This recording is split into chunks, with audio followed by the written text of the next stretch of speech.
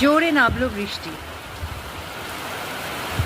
ওদিকের ওই কালো মেঘটা কেমন মিশে গেল পুরো আকাশের সাথে।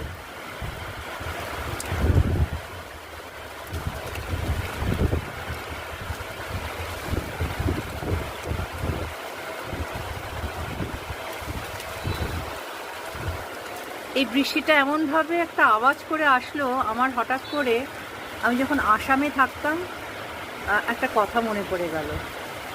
আসামে তো বেশিরভাগ বাড়ি টিনের চাল, তো যখন বৃষ্টিটা যখন নামতো তখন দূর থেকে যেন একটা ঘোড়ার আওয়াজ পেতাম, এরকম ঘোড়া দৌড়ালে পরে যেরকম আওয়াজ হয় ঠিক সেরকম আওয়াজ।